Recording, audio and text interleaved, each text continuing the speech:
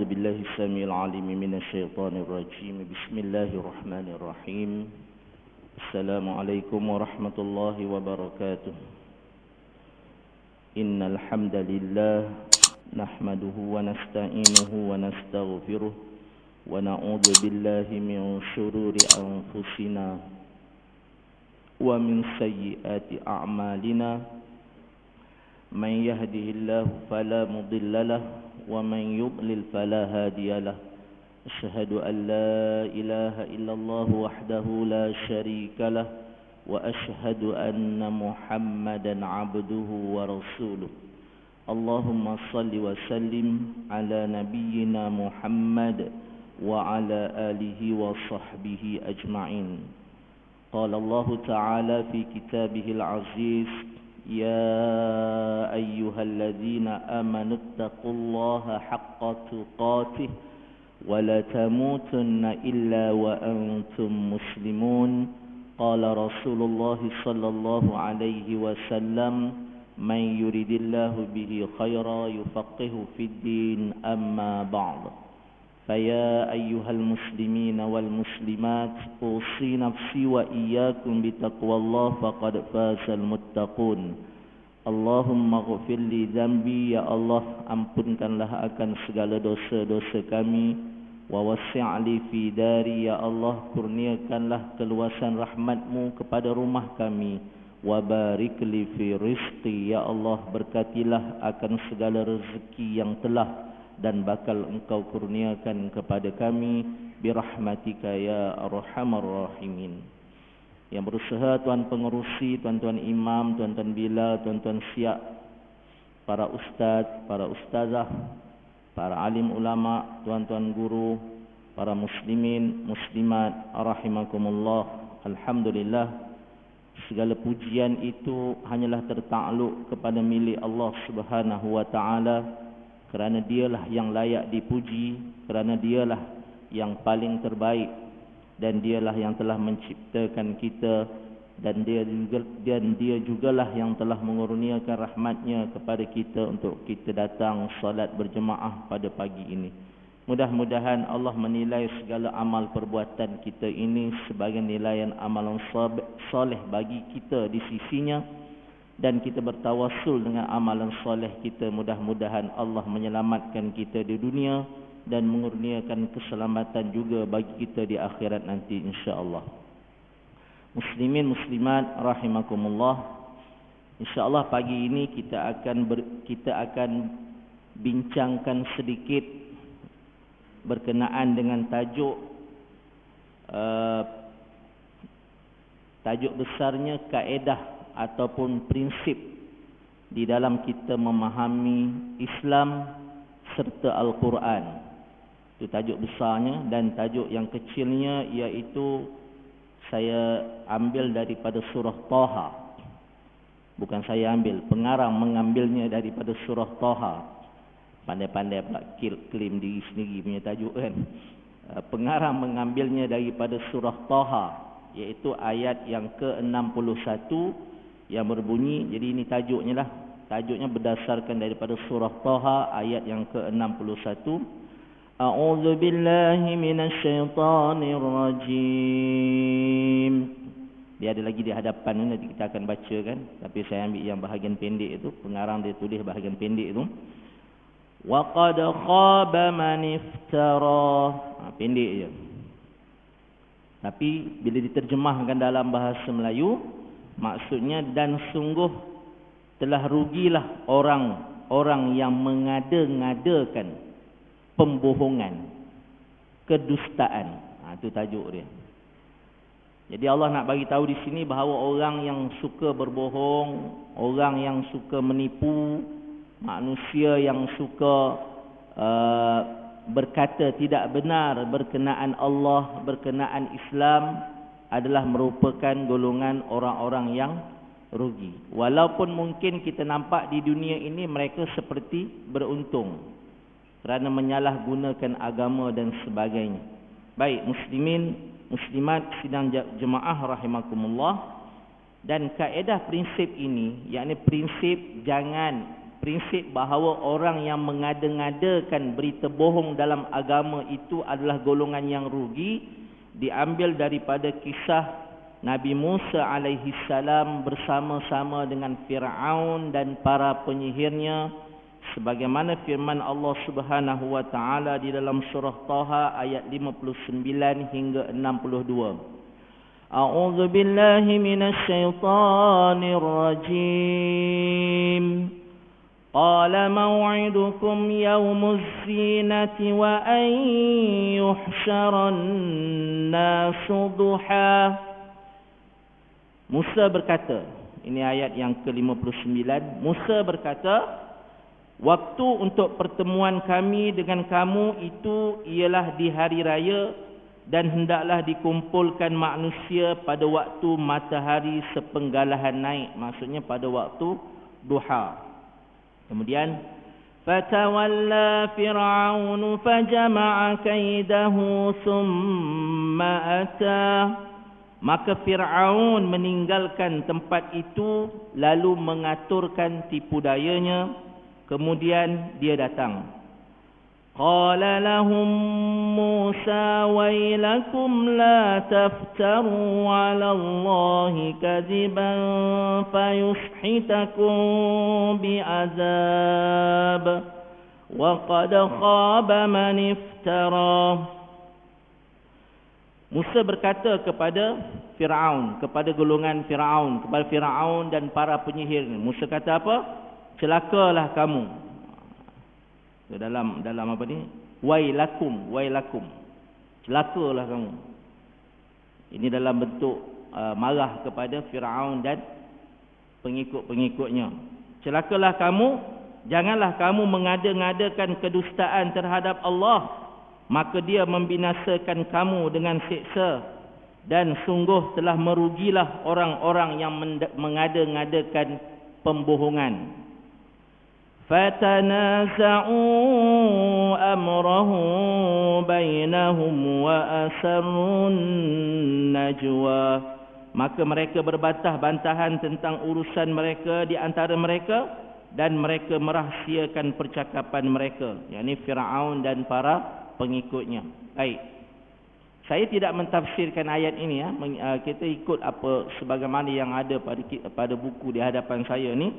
Jadi surah Taha ayat 59 hingga 62. Jadi nak dibincangkan tentang maksud perkataan al-iftira', mengada-ngadakan pembohongan. Apakah maksud mengada-ngadakan pembohongan yang dimaksudkan di dalam Al-Quran yang tafsir pada ayat surah Taha ini? Yaitu al-iftira' boleh diartikan dengan beberapa makna, di antaranya pembohongan, lagi syirik, kemudian kezaliman. Pembohongan, syirik dan kezaliman, itu semua dimaksudkan dengan al-iftira', pembohongan, pendustaan, penipuan di dalam agama. Yakni kamu melakukan pembohongan, kamu buat perkara syirik, bahkan kamu melakukan kezaliman.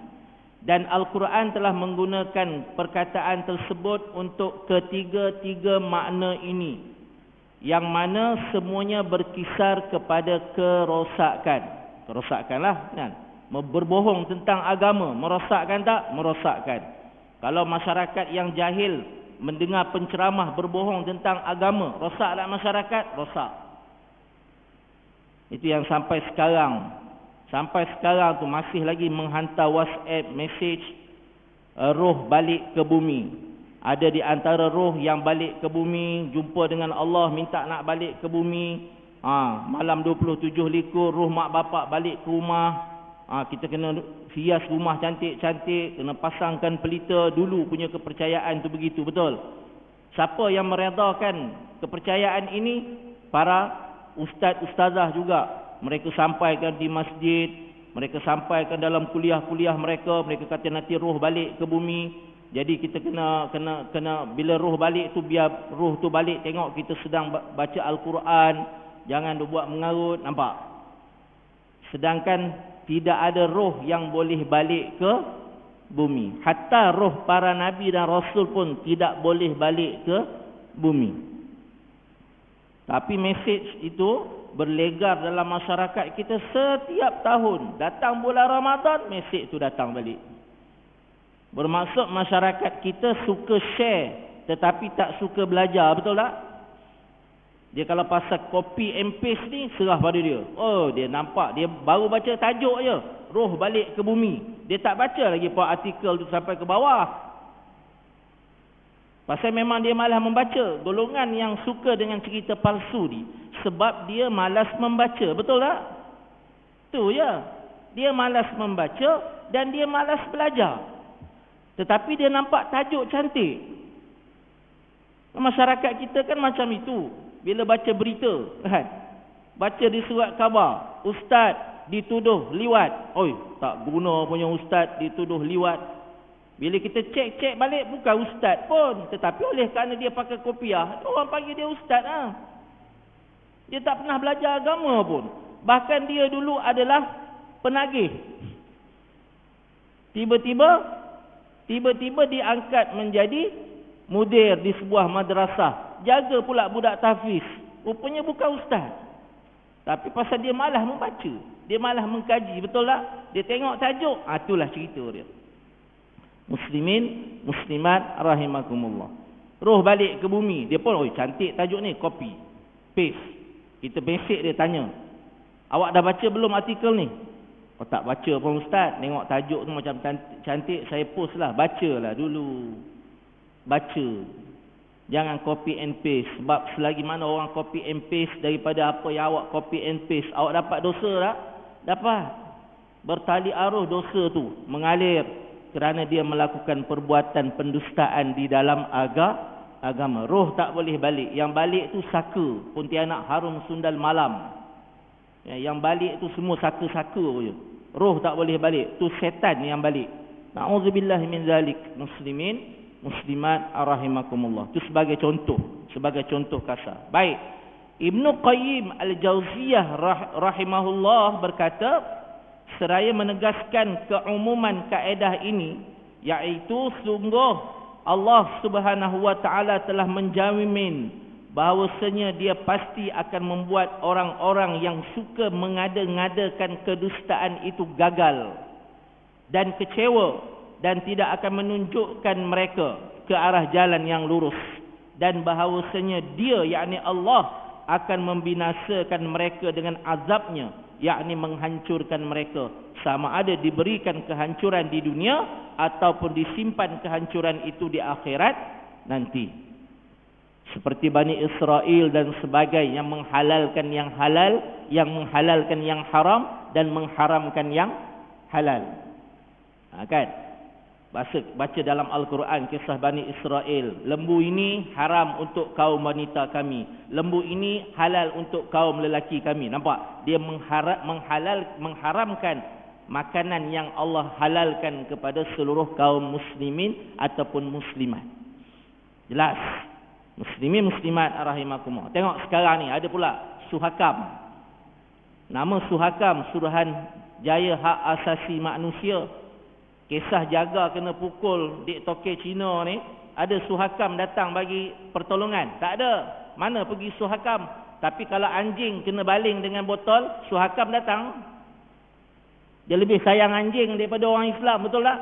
Itulah perangai Suhakam. Yang kita nak tolong dia buat apa lagi? Suhakam ni patut diharamkan ya. Yang terbaru Suhakam buat kerja apa? Dia buat kerja apa? Dia tak namakan pelacur. Dia kata pekerja-pekerja industri seks. Dia tukar. Tak elok nama pelacur. Nama pelacur tu tak elok. Kita panggil mereka sebagai pekerja-pekerja industri seks. Na'udzubillah min zalik. Itu kerja Suhakam lah tu. Hak asasi manusia. Dajjal belaka. Yalah yang pasal yang ada dalam tu pun kebanyakan bukan Islam pun. Kalau Islam pun kita faham lah macam mana dia dengan agama tu. Muslimin, muslimat rahimakumullah. Itu yang berlaku. Ni yang sedang berlaku. Duk dalam bulan Ramadan dah keluar dua iklan lagu raya supaya main judi, betul tak? Bet 333 lah. Satu lagi tu apa? XD 333. Semua nombor 3 berlaku. Hak menyanyi, hak berlakon, semua orang Islam berlaku. Pelakon. Hak ni patut Sepatutnya bawah tahanan ASA lama dah, betul tak? Mempermain, takkan kau tak erti? Kami tak tahu punya itu iklan judi. Bodoh betul. Berlakon pandai pula. Sampai macam tu sekali kejahilan. Kita yang tak pernah main judi ni pun tahu iklan tu iklan judi, betul tak? Keluar pop up. Bila kita buka YouTube selalu keluar pop up iklan judi tu. Bet 333 lah apa benda main. Saya dulu pernah duduk bermesej, ni kisah benar bukan tipu. Pernah sedang bermesej dengan kawan. Saya parking kereta depan kedai. Cuma depan kedai tu dia tak ada lampu. Lampu tu jauh sikit. Tiba-tiba polis berhenti tepi. Ketuk pintu. Cik buat apa sini cik? Duduk mesej dengan kawan cik. Kenapa? Oh saya ingat cik main judi. Kan main judi online. Macam tu sekali dia tanya. Terkejut saya. Baru saya ingat. Ya orang boleh main judi guna handphone. Kan? Kalau dia cek sungguh saya tengah main judi, memang nanya. Ana muslimin, muslimat rahimakumullah. Mudah. Bulan Ramadan ni. Judi tu memang cayanun alif lah. Mana tokek dia min lam alif ya waw, betul tak? Cayanun alif. Orang Islam di negara Cina sana nak puasa pun tak boleh, betul? Hakikat di sini siap boleh buat iklan untuk raya mesin judi. Hebat sungguh. Muslimin, muslimat rahimakumullah. Itu negara kita sekarang. Kita yang dalam masjid ni kalau tak sensitif dalam bab itu, nak buat macam mana? Sebelum saya masih ingat ni, saya tegur dulu sikit. Jangan marah kalau saya tegur. Tak salah penceramah tegur. Kadang-kadang tuan imam segan nak tidur, nak tegur. Sebab kalau tuan imam tegur, pengerusi tegur, nanti bermasa muka dengan tuan imam dengan pengerusi. Ustaz tegur tak ada masalah sebab ustaz lepas ni balik memang tak jumpa dah muka dia. Masa orang baca doa kunut, ambillah kuat-kuat sikit. Ini mentang-mentang puasa tak berbunyi belaka. Allahumma hdina fi man hadain. Imam punya semangat baca keluar suara keluar. Nak bagi nampak semangat sikit. Tak bunyi amin belakang. Semangat. Tak tahulah. Kan? Tak boleh begitu. Doa kunut kena amin kuat-kuat. Biar bergegar masjid ni. Jangan risau, tak runtuhnya. Kena amin kuat-kuat. Allahumma hadina fi man hadain. Amin. Wa'afina fi man afain. Amin. Amin. Terutama kalau kunut nazilah, lagi amin kena kuat. Amin. Ini bayangkan berapa puluh ratus orang gamak hari ni solat kan. Tak berbunyi amin. Alhamdulillah saya tak tegurkan jadi imam tu. Amin tu kuat sikit. Tengah jadi imam tu kalau tegur jadi hukum baru. Muslimin muslimat rahimakumullah. Mulai pagi esok solat subuh, doa kunut amin kuat-kuat. Jangan diam. Memanglah dia sunat. Oleh kerana dia sunat lah kita buat betul-betul, betul? Pasal kalau yang wajib memang kita buat betul-betul. Doa kunut tu sunat. Tapi oleh kerana dia sunat, sempurnakanlah yang sunat itu dengan cara yang betul. Kan? Tak ada lagi saya ingatlah. Ustaz-ustaz mengajar fiqh dia kata, tuan-tuan bila orang baca doa kunut tu jangan amin kuat-kuat, pelan. Tak bunyi pun tak apa. Amin dalam hati pun okey. Mana kira dalam hati tak boleh kira. Kalau dalam hati boleh kira, bolehlah baca Al-Fatihah dalam hati. Tok imam seronok, siapa-siapa boleh jadi imam. Sebab apa? Fatihahnya dalam hati. Allahu Akbar. Allahu Akbar. Rukuk dah. Mana Fatihah? Dalam hati. Dalam hati tak kira. Yang lepas saya ada bagi tahu. Ibadah hati adalah ketaatan. Betul? Ibadah hati adalah ketaatan tu ibadah hati. Boleh tak kita baca Al-Quran dalam hati? Tak boleh. Boleh tak kita berzikir dalam hati? Tak boleh. Sebab zikir mesti keluar di mulut. Mesti ada kalimahnya. Walaupun perlahan. Walaupun dengan gerakan bibir. La ilaha illallah. Mesti di bibir. Sebab zikir lidah bergerak. Zikir anggota, apa yang kita tunjukkan dengan anggota kita. Seperti rukuk dan sebagainya. Seperti berjalan, seperti duduk dengan sempurna, berjalan, tidak meninggi diri dan sebagainya. Badan cantik, kekar. Jalan memang begini, tegap, tapi menundukkan diri. Tak salah berjalan begitu, tapi dalam keadaan menundukkan diri. Maksudnya menundukkan diri itu macam mana? Bukan tunduk ke depan macam sampai nak jatuh, bukan. Dalam keadaan sedar bahawa dia adalah hamba kepada Allah yang maha hebat. Dia tak ada apa pun, walaupun badan dia cantik, kekar, 6 pack, 8 pack, 10 pack pun. Muslimin, muslimat, rahimakumullah. Jadi mulai esok, aminlah untuk doa kunut itu kuat sikit. Kurang-kurang keluar suara, jangan macam tadi tak bunyi.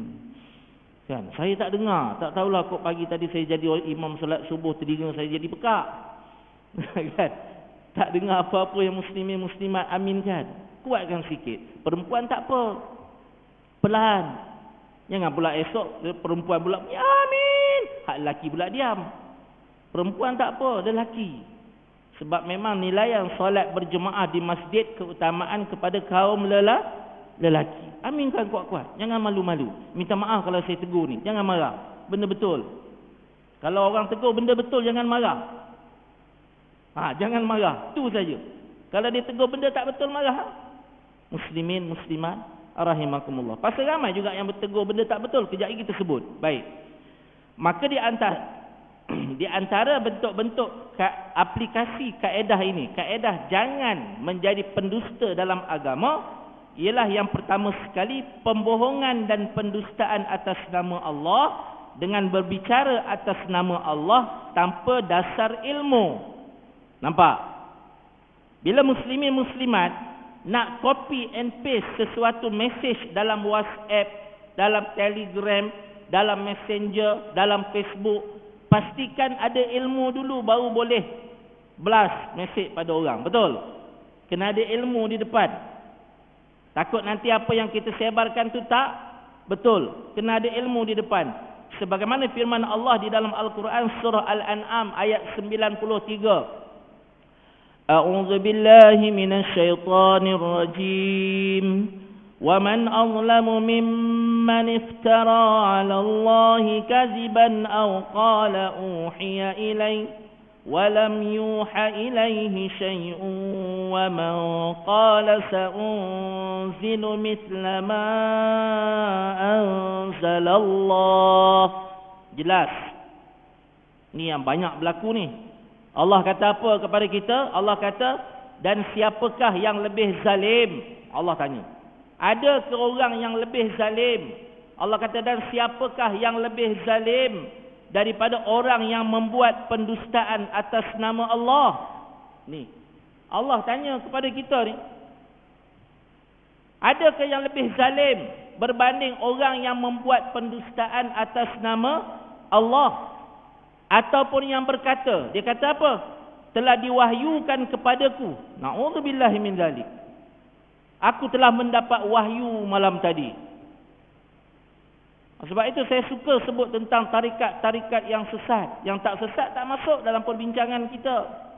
Kena bezakan tarikat-tarikat yang sesat. Kerana kesemua tarikat-tarikat yang sesat, Tok Syekh mereka mendakwa mereka dapat satu zikir yang zikir itu tidak pernah diajarkan oleh Nabi kepada para sahabat. Zikir itu pula tidak pernah diterima oleh Nabi, tetapi syekh-syekh mereka, tok-tok guru mereka menerima zikir itu malam tadi dengan kedatangan Jibril alaihi salam menyampaikan wahyu kepada mereka. Ni Allah bagi tahu.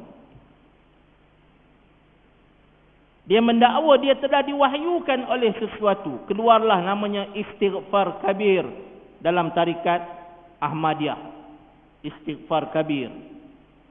Istighfar yang tidak ada pada Nabi, tapi keluar pada sekarang tu tarikat. Jangan ceritalah Naqsyabandiyah apa benda semua tu sama berlaku.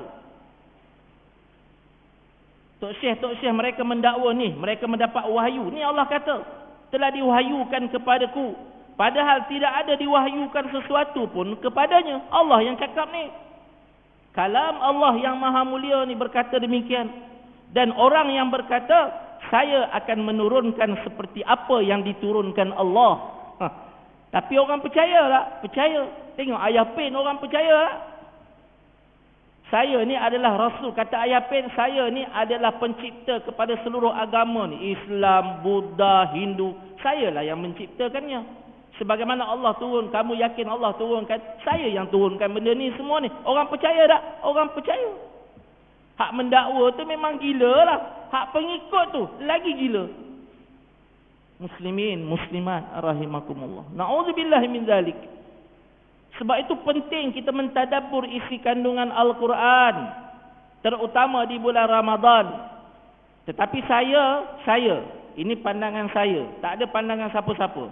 Saya tidak setuju apabila orang mengatakan ataupun seseorang berkata bulan Ramadan adalah bulan yang paling sesuai untuk kita memulakan membaca Al-Quran. Saya tak setuju. Salah. Bulan Ramadan bukan bulan untuk kita memulakan membaca Al-Quran, memulakan melatih diri untuk beribadah. Tak. Belajar sirah. Ramadan turun tahun berapa hijrah. Baca pula ayat Al-Quran. Syahrul Ramadan. Bulan Ramadan. Unzila fihil Quran. Pada bulan Ramadan lah Allah telah menurunkan Al-Quran. Hudan linnas. Di dalam Al-Quran itu ada petunjuk bagi manusia. Wa bayyinatin minal huda. Dan di dalam Al-Quran itu ada keterangan tentang petunjuk tersebut. Jangan kamu cari yang lain. Wal furqan. Dan Al-Quran itu yang membezakan antara yang hak dengan yang batil. Antara yang benar dengan yang salah. Antara A dengan B. Antara yang putih dan yang hitam. Antara yang Allah ajarkan dengan yang syaitan ajarkan. Al-Quran lah yang menerangkan kesemuanya. Al-Furqan. Yang membezakan baik dan buruk. Bulan Ramadan bukan bulan untuk kita memulakan sesuatu. Bulan Ramadan adalah bulan untuk kita mengumpulkan segala sesuatu yang kita mulakan 11 bulan dulu. Kalau 11 bulan dulu kita baca Al-Quran 1 muka, bulan Ramadan lah bulan untuk kita membaca Al-Quran 10 muka, betul tak? Bukannya terbalik. Bulan Ramadan lah bulan nak baca 1 muka, nanti bulan Syawal kita baca 10. Tak. Sebab itu ganjaran Allah bagi itu sangat besar dalam bulan Ramadan, supaya kita berebut. Wasari'u, berlumba-lumba ila maghfiratin min rabbikum, untuk mendapatkan keampunan daripada Tuhan kamu. Ucapkan istighfar banyak-banyak, selawat banyak-banyak. Kerana apabila Allah ampunkan kamu, wa jannatin arduhas samawati wal ard, nanti kamu akan memperolehi syurga yang luasnya bagi setiap seorang daripada kita ini ialah seluas langit dan bumi. Masya Allah. Muslimin muslimat rahimakumullah. Jadi bulan Ramadan bukan bulan, dan ada yang sebut bulan Ramadan bulan membersihkan diri, membersihkan jiwa. Salah. Bersihkan diri, bersihkan jiwa sebelum Ramadan lagi. Bulan Ramadan ni bulan untuk kita menghiasi lagi kebersihan itu dengan sebaik mungkin. Nak pasang lagi banyak aksesori bulan Ramadan. Sebab itu dalam bulan Ramadan dia bersihkan diri. Habis Ramadan makan rasuah, tak sama lah. Tak usah kata bulan bukan Ramadan dia makan rasuah. Bulan Ramadan ni pun dia makan rasuah. Betul tak? Kalau tak ada rasuah, orang boleh suka-suka pendatang tanpa izin berniaga di pasar-pasar. Boleh? Rasuah lah. Apa bulan Ramadan pendatang-pendatang tanpa izin tak berniaga ke? Niaga macam sama juga. Nak dapatkan tapak bazar Ramadan pun kena rasuah dulu. Betul tak? Tanya orang yang berniaga di bazar Ramadan. Ustaz, kalau tak bagi, tak dapat tapak Ustaz. Yalah, dah itu punca pendapatan dia. Dia salah sebab bagi rasuah. Tapi orang yang mencetuskan rasuah tu lagi salah lah, betul? Betul. Muslimin. Ni cerita ni kisah benar. Sebab kita pun ada kawan yang berniaga di pasar Ramadan. Jual air soya je. Bukannya jual kacang soya satu Malaysia supply, bukan. Jual air soya. Berapa ringgit lah untung air soya setiap hari, betul tak? Berapa ringgit lah. Ramailah orang kaya. Tapi ni peniaga-peniaga kecil. Ada seorang tu berniaga rojak. Saya tak nak sebut. Kalau sebut rojak, ramai yang kenal rojak tu. kalau sebut nama. Bang, dapat bazar Ramadan. Alhamdulillah Ustaz, dapat di PKNS. PKNS, Shah Alam sana tu. Bang, senang ke dapat kalau kita nak merumur? Ustaz, kalau tak ulu tak dapat. Nampak? Subhanallah. Teruk tak? Dia punya tahap tu, teruk tak? Teruk. Yang menguruskan Islam, yang ambil rasuah tu Islam. Muslimin, muslimat rahimakumullah. Tu tahap kita sekarang. Ni tahap kita, tahap anak-anak kita. Fikir nanti tahap anak-anak kita. Tahap cucu cicit kita nanti macam mana? Boleh survive tak mereka dengan iman atas muka bumi Malaysia ni? Boleh survive tak? Tahap sekarang, pekerja Islam tak bagi puasa, dihentam, ditangkap. Rupanya dalam rumah saya ada 24.1 juta lebih kurang tu haji kan.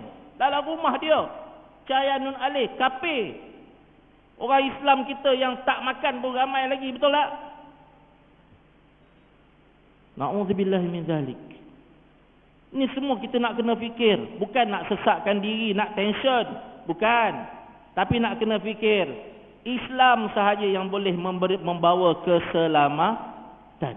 Tiba-tiba Al-Quran pun kita tak pegang. Islam pun kita tak pegang. Kita di sisi Allah macam mana nanti muslimin, muslimat rahimakumullah. Kebenaran yang ada pun kita tak pertahankan. Na'udzubillahi min zalik. Jadi jangan jadi sebagaimana yang Allah sebutkan ni. Kamu mengaku-ngaku bahawa Allah wahyukan sesuatu kepada kamu, sedangkan Allah tak pernah mewahyukan kamu. Kamu bukan Nabi pun, kamu bukan Rasul pun. Tapi itulah yang banyak berlaku dalam ajaran-ajaran sesat. Kemudian firman Allah Subhanahu wa taala dalam surah Al-A'raf ayat 33, Qul innama harrama rabbiyal fawahisha ma zahara minha wa ma batan wal ithma wal baghya bighairil haqq wa an tusyriku billahi ma lam yunazzil bihi sultana wa an taqulu 'ala Allahi ma la ta'lamun. Tu yang bahagian akhir ayat tu. Allah sebut, katakanlah, Allah suruh Nabi Muhammad bagi tahu kepada kita. Allah suruh kita kata apa? Tuhanku, wahai Muhammad, katakanlah kepada kaummu, wah Tuhanku hanya mengharamkan perbuatan yang keji. Allah hanya mengharamkan perbuatan yang keji saja, baik yang nampak ataupun yang tersembunyi, haram. Dan perbuatan dosa, melanggar hak manusia tanpa alasan yang benar, itu juga haram. Nampak? Kan? Melanggar hak manusia tanpa alasan yang benar, haram. Kita nak bawa motosikal, terpaksa pergi ambil lesen. Saya hari ni hantar anak saya untuk extra kelas ambil lesen. Lesen motor 600. Nak ambil di Shah Alam antara 6 ke 12 bulan baru dapat lesen. Ambil dinilai sana. Lepas ni terus bekerja pergi ni. Antara 1 ke 3 bulan boleh dapat dinilai lesen. RM600. Bekerja sana, bekerja sini dapat lesen. Warga asing senang je memandu tanpa lesen. Betul? Siap boleh bawa lori kumpulan Darul Ihsan lagi, KDEB tu. Bayangkan. Bawa lori tanpa warga asing. Tak ada lesen. Yang tu kalau langgar kita nak kata apa? Halal. Rakyat sendiri yang ada lesen punya nak dapat lesen seksa, betul tak? Muslimin, muslimat rahimakumullah. Ni dunia ni sekarang yang kita duduk di dalamnya. Yang ni kebatilan-kebatilan yang kita nak hapuskan. Baru ni yang pegawai imigresen ditangkap, kemudian dihukum kan, yang melepaskan 500 orang warga negara Cina yang bermasalah di negara Cina, dia lepaskan masuk ke Malaysia. Bayangkan. Hukuman berapa? Berapa lama tak ingat saya. 6 tahun. Allahu Akbar. Hukuman dia macam tu je. Sedangkan dia telah lepaskan masuk 500 orang warga negara Cina yang bermasalah di negara Cina. Bukan yang alim-alim. Kalau yang datang tu Uyghur yang Islam tu 500. Tahan, tak apa, kita pun seronok. Pasal Islam, betul tak? Dia duduk sana pun terseksa, baik dia datang sini. Hak dia lepas kata 500 orang yang bermasalah di negara Cina. Pegawai imigresen Melayu, Islam. Allahu Akbar. Sebab itu kita sekarang ni tak boleh nak buat apa melainkan kembali kepada Al-Quran. Ni yang kita mampu. Kemudian mengharamkan, yakni mempersekutukan Allah dengan sesuatu yang Allah tidak menurunkan hujah untuk itu, dan mengharamkan mengada-ngadakan terhadap Allah apa yang tidak kamu tahu. Jangan duk pandai-pandai cerita, melainkan apa yang Allah dah bagi tahu. Yang Allah tak bagi tahu, jangan duk pandai-pandai nak buka. Kan, ni macam-macam sekarang yang berlaku dalam negara kita ni. Surah Al-A'raf ayat 33. Baik. Kemudian sebab itu kebanyakan daripada para salafus soleh bersikap warak. Warak ni penting. Apa maksud warak? Warak ni secara dasar asasnya iaitu kita taat kepada Allah sesuai dengan perintah Allah Subhanahu wa ta'ala. Tu warak. Warak ni bukannya baik dia tu tengok orang main judi, diam je. Tengok orang main laga ayam, diam je. Dia bagus betul lah, baik sungguh. Waktu orang azan di masjid, dia datang ke masjid. Tengok orang buat maksiat, dia diam. Datang masjid, orang buat maksiat, dia diam. Habis kuat pun orang datang masjid, yang dia halau, budak-budak datang masjid, dia halau balik. Betul tak? Betul tak? Kan? Warak, dia tu bukan warak, tu tak erti nama tu. Warak. Para salafus soleh mereka bersikap warak di dalam berhukum. Baik. Kerana mereka takut kepada Allah Subhanahu wa ta'ala. Bahkan kalau kita tengok di antara golongan-golongan yang menyelisihi ayat-ayat Al-Quran yang saya bacakan tadi. Allah kata jangan berdusta kepada Allah, jangan buat syirik, jangan pandai-pandai kata Allah turunkan wahyu kepada kamu, adalah golongan-golongan pemalsu hadis. Baru ni ada seorang ustaz, dia kata ada ulama-ulama tak suka baca surah Al-Masad dalam solat. Surah Al-Masad, ramai orang tak tahu nama surah Al-Masad. Kalau kita sebut tabat yada, ada tahu. Kan? Tabat yada abi lahabin wa tab. Susahnya nak masuk susah imam kan. Masa talaki dulu tak luluh-luluh. Sampai habis belajar, tak luluh-luluh saya baca surah tu. Saya tak baca surah tu dalam solat sebab nak menyebut masad ujung tu seksa. Bukannya kerana ada ustaz dia kata kita tak baca surah tu sebab surah tu cerita tentang Abu Lahab, kesian ke Nabi. Bila kita baca surah tu Nabi terasa. Na'udzubillah min zalik. Itu kalam Allah. Dinakalkan di dalam kalam Allah Al-Quran, ditulis oleh para ulama dalam bentuk dalam Al-Quran tu sekarang 30 juzuk. Dan betul tak ketika Nabi solat, Nabi mengkhatamkan Al-Quran? Nabi mengkhatamkan Al-Quran tak? Nabi mengkhatamkan Al-Quran. Nabi buang ke surah Masad tu. Nabi baca tak? Nabi baca. Tiba-tiba ustaz ni kata kita tak baca sebab kita tak nak Nabi kecil hati. Na'udzubillah min zalik. Dia lebih pentingkan kecil hati Nabi berbanding kalam Allah. Ilmu macam ni pun boleh sampai kepada masyarakat. Ada pula yang terima tak baca surah ni, takut Nabi kecil hati. Habis surah Abasa. Surah Abasa bukan cerita tentang Abu Lahab, cerita tentang Nabi Abasa.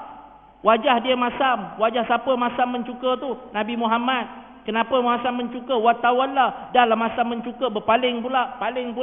Bila Abdullah bin Ummi Maktum, sahabat Nabi yang buta, tiba-tiba bagi salam kepada Nabi, nak masuk dalam berjumpa dengan Nabi. Ketika itu Nabi dikelilingi oleh para VIP Quraisy. Nabi sudah mendakwahkan mereka.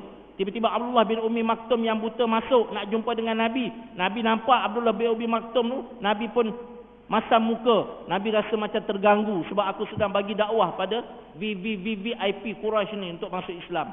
Allah tegur Nabi, kenapa kamu masam muka? Alhamdulillah Abdullah bin Ummi Maktum tu buta wahai Muhammad.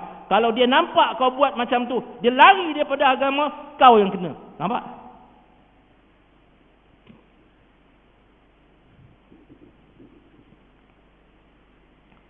Itu membuktikan kesucian Allah Subhanahu wa ta'ala. Allah bagi amaran kepada Nabi. Aku tak perlukan VIP Quraisy ni wahai Muhammad. Dia orang tak masuk Islam, nantak dia orang. Tapi kalau jadi apa-apa pada Allah bi maktum ni, nanya kau. Nampak? Surah itu cerita tentang sikap Nabi. Ada dalam Al-Quran. Kita baca tak dalam salat? Kita baca. Kita tak kata, saya tak baca surah ni, saya tak nak Nabi rasa kecil hati. Na'udzubillahi min zalik. Saya tak baca surah Al-Masad ni, saya takut nanti Nabi rasa kecil hati sebab surah ni cerita tentang bapa saudara baginda Abu Lahab. Abu Lahab tu orang jahat, memang patut dicerita daripada dulu sampai sekarang dicerita. Dilaknat Allah sampai sekarang. Sekarang Abu Lahab ada dalam satu jurang daripada jurang neraka. Betul tak? Sekarang tengah saya bercakap ni, tengah saya ceramah ni, Abu Lahab di mana? Dalam kubur, dalam satu jurang daripada jurang neraka Jahannam. Bapa saudara Nabi. Nak cerita, Allah nak bagi tahu kita, bapa saudara tak beriman, aku masukkan neraka Jahannam. Kalau kau yang bukan bapa saudara, lagi mudah aku masuk neraka Jahannam. Tiba-tiba ustaz tu kata kita tak baca.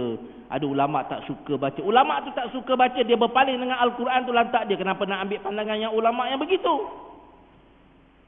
Mungkin ada pandangan yang betul, ambil. Pandangan yang tak betul, tolaklah. Takkan tak reti nak bezakan Al-Furqan, yang baik dan yang buruk. Na'udzubillah min zalik. Macam-macam. Kemudian duk bergaduh pasal capal. Kita kata kita tidak pernah menidakkan keistimewaan capal Nabi. Betul? Capal Nabi tak ada masalah. Yang kita pertikaikan lakaran capal Nabi memang bermasalah. Faham tak lakaran dengan capal? Itu pun dalam ulama salafus saleh, saya lupa siapa. Beliau bagi tahu sesungguhnya capal Nabi, rambut Nabi, janggut Nabi, darah bekam Nabi yang pernah Nabi berikan pada sahabat, yang pernah sahabat ambil, semuanya tak ada lagi dah. Tak tahu ke mana. Bahkan cincin yang jatuh dalam perigi, saya lupa nama perigi tu. Cincin Nabi tu ketika Nabi berwuduk jatuh ke dalam perigi. Sampai sahabat-sahabat tak pernah gali cari cincin tu. Biar aja. Tiba-tiba kita bukan capal Nabi, lakaran capal Nabi. Letak depan mihrab. Depan mihrab. Kenapa lakaran capal Nabi bermasalah, Ustaz? Kerana mereka mengatakan ada fadilat. Ada fadilat. Siapa letak lakaran capal Nabi dalam rumah, rumahnya tidak akan dimasuki pencuri. Siapa letak di kedai, kedainya akan untung. Suami kalau pakai lakaran capal Nabi, isteri dia bagi kahwin 4. Bila dia letak fadilat, maka dia jadi batil, tak betul. Letak atas kepala. Mufti Kedah dah bagi fatwa. Capal tempatnya di kaki, bukan di kepala. Letak lakaran capal di kepala. Na'udzubillahi min zalik. Bawa pula kisah palsu, hadis palsu. Ketika Nabi Mi'raj ke langit, Nabi bertemu dengan Allah dengan memakai capal. Itu hadis palsu. Masa musim Isra' Mi'raj, ustaz-ustaz para penceramah bawa lah cerita ni, betul tak?